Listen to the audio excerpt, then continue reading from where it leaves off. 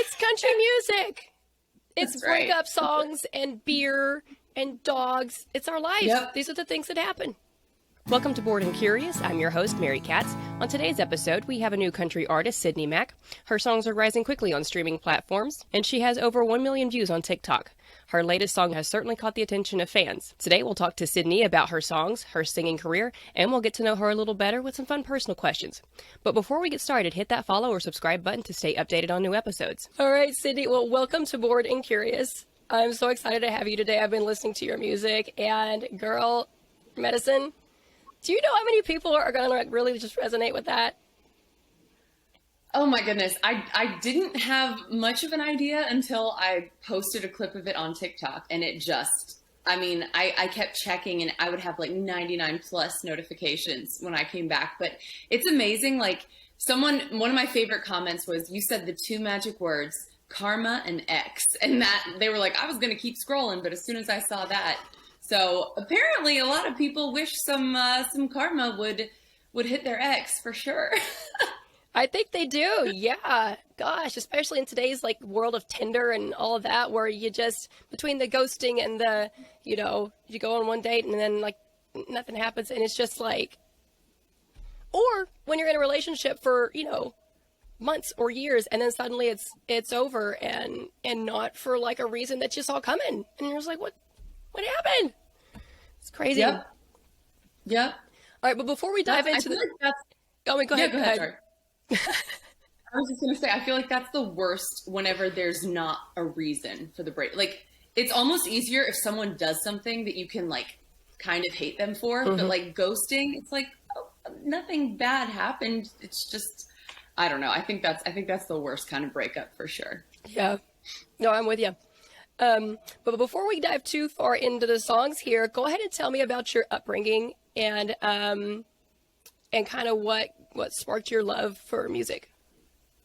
Yeah. I grew up in Pittsburgh, Pennsylvania, and only child, super, super close with my parents, with my family.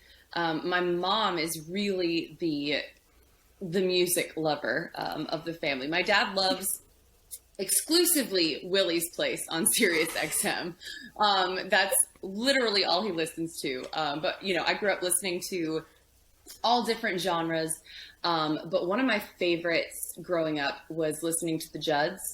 And I realized, I think that subconsciously I saw this mom and daughter singing together, and I knew that I loved to sing with my mom, so it made perfect sense. So like Grandpa Tell Me About the Good Old Days is hands down one of my favorite songs, even though it was way over my head at the time. I appreciate that song a lot more now. But yeah, so that was kind of my first, I think, like I said, subconsciously, that's kind of what made me want to maybe start to pursue a career in music. But it wasn't until I was a little bit older and I realized that that was really the only thing I wanted to do. I mean, I knew that I had to get to Nashville. I knew that I wanted to be an artist. Looking back, it was, very, there were a lot of twists and turns to get here. But yeah, I kind of set my sights on Nashville, and I actually went to Belmont University and studied music business just to kind of see the business side of things, and really just to get to Nashville and not be 18 years old in a city full of strangers. I think going to college was a really big help for me. I was a bit of a late bloomer, so I think moving it to Nashville at 18 would have been totally overwhelming. Yeah, I can imagine that. I haven't actually been in Nashville. I've only driven through, but I can just imagine it's probably like Austin, Texas, but like even more so just crazy with the music, and you never know who you're going to run into, and you don't really know how it's going to go, and you don't know if people are going to be mean. And yeah, that's exactly right. And I think it was, I kind of call Belmont the catalyst, because I think, like I said, it would have been so overwhelming as someone who was still trying to figure out who I was as a person, let alone as an artist, let alone as a songwriter. So it really was a good middle ground for me to be able to get here. And I actually found out about Belmont from someone who was standing in line behind me at an American Idol audition, which is, yeah, right. Like, you talk about things kind of happening, you know, everything happens for a reason, all that kind of stuff. It was like, I made that decision when I was 16 to audition. Totally biffed the audition. Like, it was terrible. But had I not gone to that, I never would have, you know, talked to the people behind us. And she was like, have you started looking at colleges yet? And I said, well, I was thinking maybe I'd go to Pitt or WVU, something close to home first. And she said, have you heard of Belmont in Nashville? And I was like, no. And she said, Trisha Yearwood went there. And I was like, that's it. Like, wherever Trisha Yearwood went is good enough for me, because I absolutely adore Trisha Yearwood too. So that was another like step on the path, was finding out about Belmont in general. So yeah. We had Liz Hangber on the podcast a while back, and she's an instructor at Belmont. And other than being just a phenomenal songwriter. I've written with Liz a number of times. I love her. I'm sorry? I've written with her a number of times. I really oh my God. I'm so jealous right now. To be a fly on the wall in the room when that woman is writing a song, I would just die. Oh man. She's like the consummate writer. Like, she wants to read it down like a story. You know, it's like, she's so focused on that craft. I've learned a lot from her. Yeah, I feel like I've learned a lot just from her songs. You get the master class. Yes. I'd asked her if colleges or any school could prepare people better for the music industry. And she was like, if they're going to go to Belmont, then that's the place to go. And so what do you think you learned at Belmont that you wouldn't have known otherwise that would have been a huge shock? Oh my goodness. I think, first of all, songwriting. Not that I did anything songwriting at Belmont, but I met so many other of my peers who were doing the artist thing, but they were also writing. So I started writing with kids that I was in, you know, like macroeconomics with. And that was really good for me, because I would have embarrassed myself so much writing with, you know, these people that I met in Nashville. So it was really good. I was very green with writing. I didn't know much about songwriting before I moved here and went to college. So I think that was one of the biggest things. And I think the other thing is just interning. I was able to intern at a management company, at a publishing company. So I saw how things like CRS, Country Radio Seminar, works, and how, you know, my job was to take it around an artist to all of the different radio stations. So now I know how a radio remote works, which it's a very overwhelming process for the artist. And I think if I would have not seen that and know what to expect, I think it would have been pretty terrifying to do something like that. But now I know what to expect. And, you know, I call it baptism by fire. Like, you get out there and you learn. Like, I think you learn so much more doing it than, you know, sitting in the classroom. So I think the interning aspect was huge for me. Oh, that's awesome. And so what made you kind of take that final leap, say, yes, I am going to pursue music, I am going to be an artist?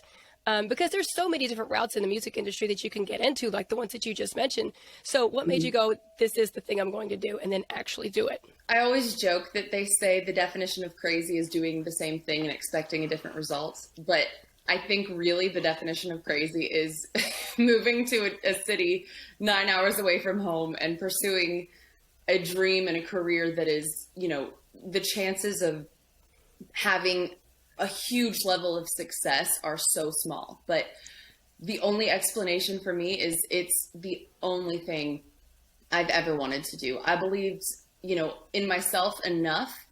Probably not enough as much as I needed to at the time. So ignorance was bliss.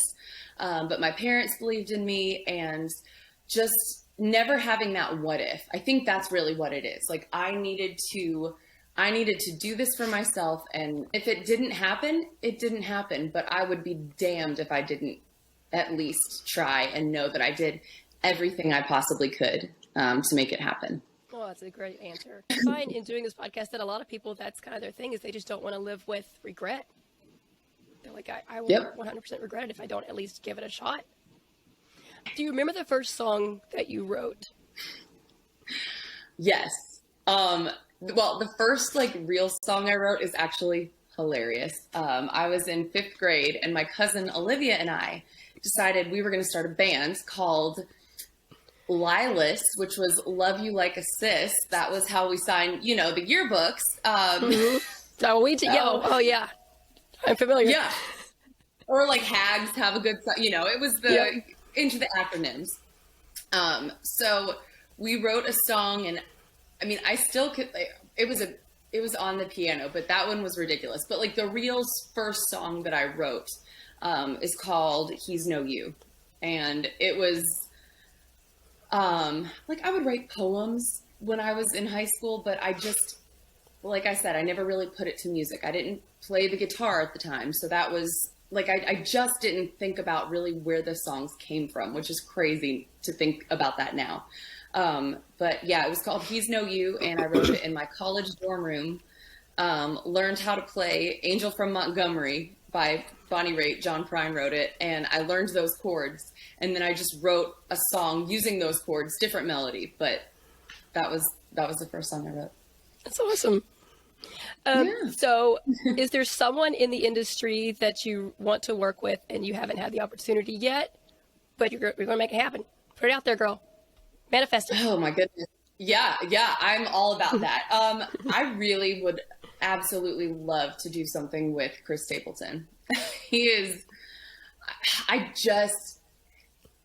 grew up listening, like I said, to country, obviously, like that goes without saying, but I grew up listening to the Beatles and Motown and stuff from Muscle Shoals and Southern Rock and all of that. And I just, if like Bonnie Raitt and Maren Morris and Adele had a musical child, like that's what I feel like lives inside of me. It's just that I love that soulfulness of his voice. And I would just love to sing something with him. That'd be awesome. You guys got to do a duet of Tennessee Whiskey like he and Justin Timberlake did. Yes. That would be amazing. So what would you say your ultimate goal is in the industry? Like a lot of people say they want to, they want to be an opera member, they want to sell an arena or whatever it is. What would you say that your ultimate goal is? I'm really hoping to stand in that circle at the Opry stage for sure. I think ultimately it would be like headlining an arena tour. I think that would just be the coolest thing. Like even when I write songs now, I'm thinking and imagining what that song could sound like in an arena or, where it would be in the set. Like, is this going to be like a dramatic entrance kind of song? And just thinking about like that crowd singing along with you, that would be a total dream come true. Total dream come true. That's a good one. Shoot for the stars, right? Like you got it. Right? Absolutely. All right. So, and moving into the story behind the song, do you want to go ahead and tell me the story behind Medicine? Yeah. So wrote that song with Casey Timmer, Cassidy Lynn, and Tony McVaney. The four of us have written a number of songs together, but this was the first one that we had to write on Zoom together. And it was on Cinco de Mayo last year. And we were all like, oh, we're going to have margaritas afterwards. This is going to be awesome. But we started talking about song ideas, and I had just written down, I have a Google Doc and it's like 30 pages long of just song ideas, one-liners, general outlines, whatever it is. And for some reason, the word medicine just popped out at me that day. And I was like, what about, the phrase like, give them a taste of their own medicine kind of thing. Like, what if that was a breakup song? Like, the hell that you put me through, you need to understand what that feels like, because you need to come down a couple pegs, like that's what I was thinking in my head. And I forget who, it might've been Casey, but he said, what about like how does that medicine taste? Because you don't want to, you want to put your own kind of spin on a phrase. And that's how we started it. And Tony is an amazing producer. He's an amazing songwriter too, but they call them like track guys. I think they're way more than that personally. I hate that phrase. But Tony is an amazing producer, and he just started building that track, and it has that kind of like Wild West, like I see swinging doors and dust kicked up and like a standoff situation. Once he started that track, I think we were all just locked in to what it should sound like. And it's so funny. Like I have voice memos on my phone of Cassidy singing this. I'm like, okay, can you sing that chorus melody that you just did one more time so we can remember that? And it was difficult because that was one of my first Zoom writes too. So it was just trying to figure that out is stressful. And then to write a song that you think is worth anything, is always stressful. We finished the song pretty quickly, and Tony sent me the track, and I turned the guest room closet at our house into a little studio, learned how to use Logic, cut my own vocal, comped it myself, sent it to Tony. He put it in the song. It was a labor of love to get that song done. But I did all the backgrounds on it, all the harmonies, everything. That's incredible. The things that like have come out of the pandemic that have been positive, like showing us what we can do that we thought, oh, I'm never going to have to do that. I'm not even going to have to learn it. And then we have to do it. We're flying by the seat of our pants here, but you got it done. And it's an incredible song. I've sent it to a number of people that can relate to it. Thank you. Thank you. That's awesome. Yeah. Yeah. One friend in particular who went through a bad breakup, like maybe a year and a half ago, I was like, oh, I got your new theme song. And that's the thing, like my goal honestly is to, when it makes sense, obviously, but to write from a point of strength, like it doesn't need to be totally bashing the guy or even the girl. Cause this one is, guys have gravitated toward this song too, but just to write from that point of strength, that's not like, oh, woe is me, but more of a, I'm standing up for myself in some way. Even this one is a little bit sassy too, but I want people to feel like empowered when they listen to that song, like a hell yeah, like, yes, absolutely. I want my ex to know the hell that they put me through. Yeah. Get that karma going. All right. So that's the story behind Medicine, but you have another song called Pretty Boy. Go ahead and tell me the story behind that one. So Pinterest is a very interesting place to find quotes. And I'll kind of cruise on there sometimes just to see if anything strikes me. And I saw this quote that was, we worry about being pretty, but we should worry about being pretty smart, pretty kind, pretty funny, and pretty strong. And I think first of all, I think that's just an important thing to remember, in general. But then I started thinking about the phrase pretty boy, and it kind of has like a negative connotation. Like a pretty boy is kind of, in my head at least, I started thinking like, that's all he's good for. He's nice to look at. That's kind of where it ends. Vapid, and no substance. Yes, exactly. And I dated someone like that was just, especially trying to pursue this career in music. It wasn't that he was necessarily like a terrible person, but he was very possessive and very controlling. And so that's kind of what he was great to look at, but that really was kind of where it ended. Again, I didn't want to like bash this guy. So I was not sure if that song idea was ever going to come to fruition. But I brought it up in this write with Shane Miner and Wade Kirby. And Wade was like, what if it was sometimes love ain't pretty boy? And when he said that, it spun it enough that it wasn't exactly. And I had a couple lines like, you're pretty good at leaving, pretty good at coming back. And then I had, you're pretty good at hurting me, or things like that were just very kind of blanket statements playing off the word pretty. But as soon as Wade said that, it was like, okay, this could be something. So they saw my vision for it. We wrote that one pretty quickly too. It's interesting how when you all, get behind a song idea, and when it's a pretty solid idea, it seems to be written faster than sometimes you're like, oh gosh, where do we take it in the second verse? But like, we knew that was a pretty easy one to write. Awesome. And so now you're gonna give us a little performance here, huh? Yeah. All right, Sure let's do it. You're pretty good at leaving, pretty good at coming back, I'm pretty good at crying, I'm pretty used to that. You're pretty easy on the eyes, pretty hard on the heart.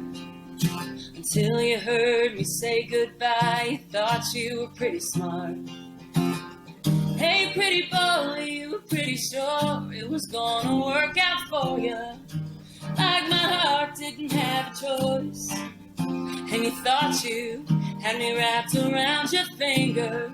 Bet you thought I'd always be here. I know it hurts like hell, but sometimes love ain't pretty, boy. There's no use in trying to use those pretty words, 'cause I know you're lying.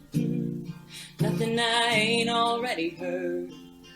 Save your pretty promises, save your pretty breath, 'cause tonight you're gonna end up in a pretty lonely bed. Hey pretty boy, you were pretty sure it was gonna work out for you, like my heart didn't have a choice. Oh, and you thought you had me wrapped around your finger. Bet you thought I'd always be here. I know it hurts like hell, but sometimes love ain't pretty, boy. Love ain't pretty, boy. So go on and find some pretty face that thinks you're pretty cool, 'cause I think it's pretty safe to say I ain't your pretty fool. Hey pretty boy, you were pretty sure it was gonna work out for you, like my heart didn't have a choice. Oh, and you thought you had me wrapped around your finger. Bet you thought I'd always be here. I know it hurts like hell, but sometimes love ain't pretty, boy. Love ain't pretty, boy. Yeah. Bravo. Thank you. Golf claps, yes. Thank you. That is an Goodness. excellent song. Oh man. Thank you. It kind of reminds me of That Don't Impress Me Much, just along that theme. Shania Twain. Oh, I love that song. Yeah. Love that song. So what? So you're Brad Pitt. Yeah. Oh, that's such a good line. All right. Did you want to tell me the story behind Don't Call? Yeah, that's great. So funny enough, I started an EP project in like the end of 2018. And Don't Call was one of the 4 songs that was going to be on that project. For a number of reasons, ended up scrapping it. When I tested Pretty Boy on TikTok back in February, once it started to kind of take off a little bit, my manager and I were like, oh shoot, I don't even have a Spotify page. Like, I don't have the Spotify for artist page. I don't have an Apple Music artist page. So we were like, I need to release something, not make it like a big deal or anything, but I just need something so I can claim those, because you have to have a song out in order to claim those pages. So we put out Don't Call. I was able to claim those artist pages. I wrote that with Charlie Berry and he produced it. I had heard a different song on the radio as I was driving to the right. And I was like, I don't have any kind of slow, like 3/4 time feeling songs in my catalog. I really wanted to write kind of a bigger, I don't know, like a more dramatic song, I guess. So told Charlie about it, and he's a great producer, writer, artist as well in his own right. And we just started throwing out ideas, and that idea just came about. And it's, if you ever loved me at all, don't call. Like, it's just that idea of, I swear your exes have like radar. Just when you start to get over them, it's like they know, and they just, they give you a little nudge. Like, they'll send you a text or they'll call you, and it just puts you back in that headspace of what happened or what you were with them or whatever it is. And it's like, I need you to just leave me alone. In order to get over you, I just need to completely forget about you. So it's like, if you cared about me even a little bit, just don't call. Yeah, that makes sense. A lot of breakup songs. They're easier to write, I think. It's country music. It's That's right. breakup songs and beer and dogs. Like, it's, it's our life. Yep. These are the things that happen. That's right. That's right. I've said this before too, but I really try to tap into things that I've gone through or that friends have gone through, that, it's an honest experience in some way. And because if I've gone through it, or if my friend has gone through it, I know somebody else has. And I think that's important too, because people, a breakup can be like a very lonely experience. And I think that if people understand that, other people have gone through similar situations, it's helpful in some way as well. Absolutely. As to quote Liz Hangber, the ever wise Liz Hangber, you take these things from life and you write about them. Amen. Yes. Yes. All right. So those are all the industry questions that I have. Let's go ahead and move on to just for fun. Let's have a little fun. Get to know Sydney a little bit. Woohoo. All right.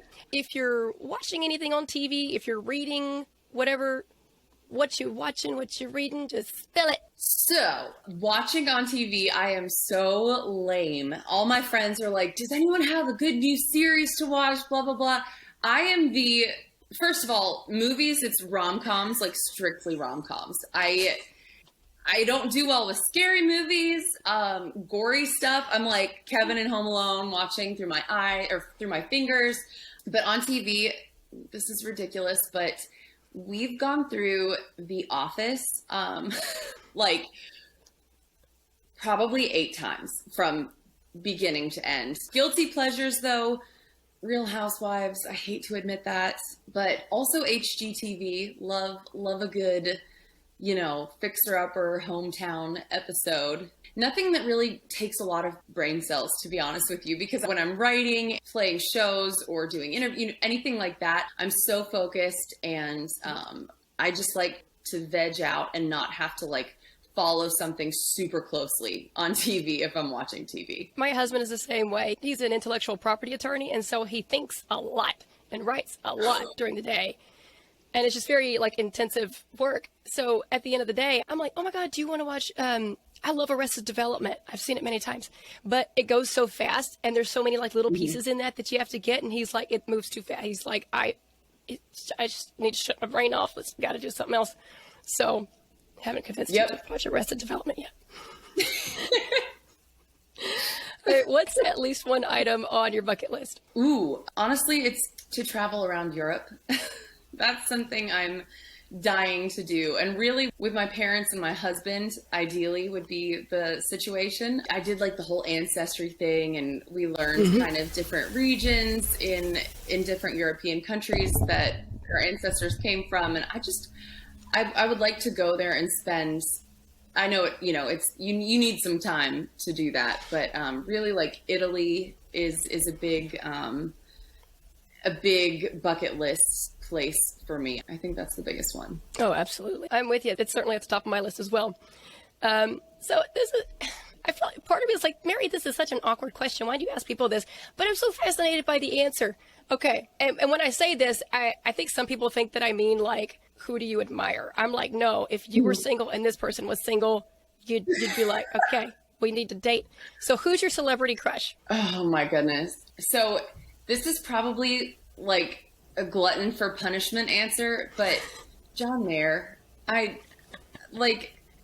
it's not even that he's the most attractive of the celebrities out there, but his sense of humor, he's so heady and so out there, but there's just something about I love his music a lot. I don't know. That's probably a terrible answer. I've seen obviously like the tabloid stuff, and like that tells me to run for sure, but So a few red flags, Yeah, just a couple. There are so many. I would have to say John Mayer. No, stick with it, girl. That's yours. It's your crush. Yeah. You're the one that gets to have it. All right. What's the worst thing you did when you were a kid?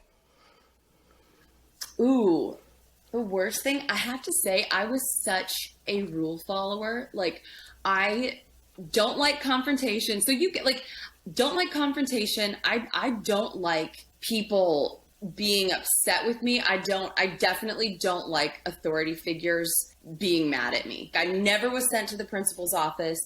There's truly nothing that sticks out in my head that I'm like, ooh, probably shouldn't have done that. Like I was probably a little bit bossy with my friends, and I blame that on being an only child because that'll do it. And I think so. And I was like the oldest cousin, so I kind of took on that like older sibling role. Like, okay, we're gonna play house.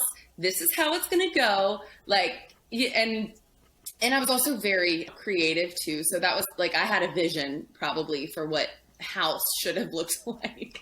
So I think that was really the worst, was just being kind of a bossy kid. It's not terrible though. I've had some doozies. Yeah.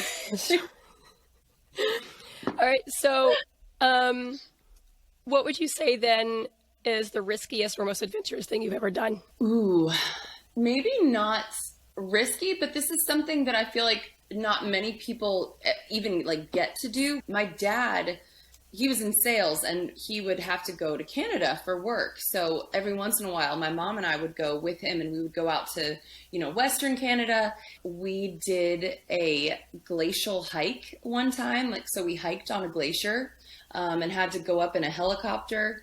That was pretty incredible, but also terrifying. Yes. Like whenever the helicopter's coming down and you have to like get down because the propeller's all over the place and it's so windy. My palms are sweating. Oh yeah, no. Like, I think I was young enough that I didn't understand the danger maybe. I mean, it was still safe, I'm sure, but my dad's a bit of an adrenaline junkie and my mom is not at all. So I'm kind of somewhere in between. I need to know that I'm going to live. Like, I'm not going to do anything that, like, I will never skydive, never bungee jump. That's just, I'll do a give me the biggest roller coaster you got, and I am golden. So I think that, and then doing a glider plane. So it has no motor. Yeah. Also scared. Like, your stomach is, in your throat, basically, because you get pulled up by a little prop, or I guess that one has a motor, on a rope essentially. Yeah. And then you cut the rope and the plane just glides through the air. And yeah, that was a scary one too. How old were you? I was young. I was probably like 8, and my cousin was with me. My parents, again, my dad was like, "Oh, that'll be." Did you say you were 8? Yes. Like one older than 7? Yes, that's correct. Yes. God. My mom apparently cried the whole time we were up there because she was so nervous.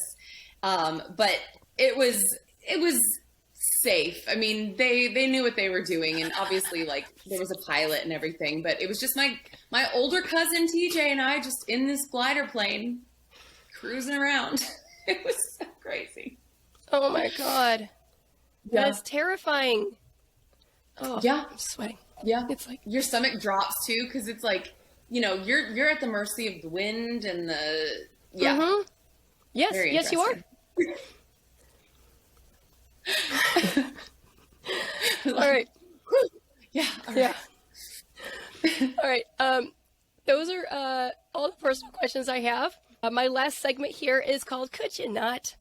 It's just, if there's a question you never get asked again, if there's a topic you never have to talk about again, whatever it is, whether it's professional or personal, doesn't matter. Just something that gets under your skin. Just tell the world, could you not?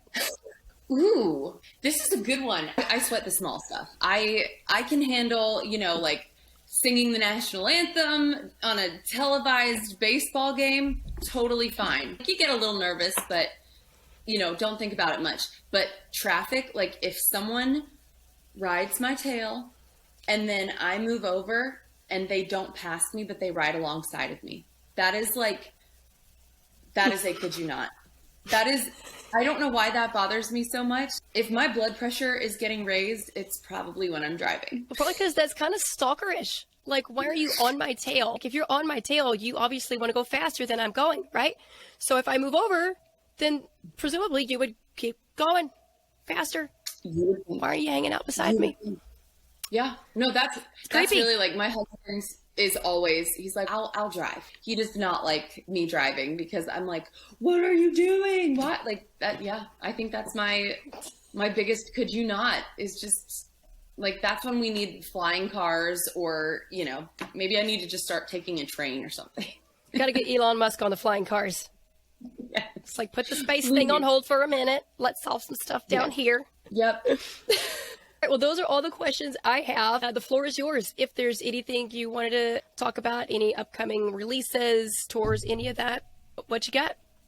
Yeah, so just testing more songs. I do these TikTok lives where basically you go live, people can join the room, and I really have enjoyed that, just playing demos of songs and seeing what connects with people, because that's a really good test for me. And I tell them, be honest. If you don't like that song, tell me, because I need to know like what people are gravitating toward. That helps me decide what to release next. And I have a song called Take You Back that has done really well on pretty much all of my social platforms. So that's the next release. It's another breakup song, but it's super sassy. My favorite line is, when it's a proven fact that Lynchburg, Tennessee ain't got jack, I'll take you back.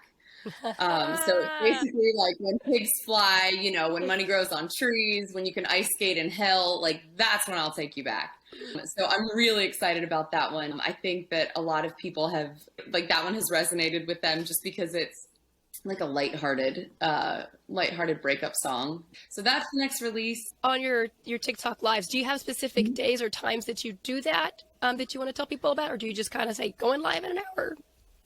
Kind of that. I mean, really, I've noticed that for whatever reason, like 4:00 Central Time has been really good. And then as far as touring is concerned, the big artists are starting to announce their arena tours for the fall. So that's given me a lot of hope that I'll be back out playing shows, hugging necks really, really soon. Yep. That'd be awesome. All right. Well, Sydney, thank you so much for joining the podcast today. I had a lot of fun.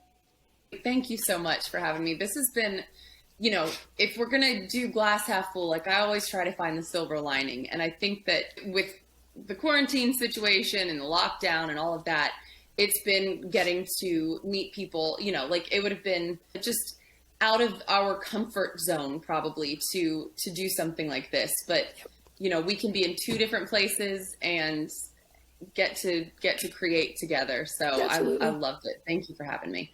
All right, Sydney. Well, thank you so much again for joining today. And I look forward to hearing the next single. Thank you so much. I appreciate it. Well, have a good one. It was good talking to you. All right. You as well. Thank you. All right. Bye, girl. Bye. Thank you for checking out this episode of Bored and Curious. Make sure you head over to the description for links to follow Sydney's singing career and follow the podcast to stay updated on more episodes.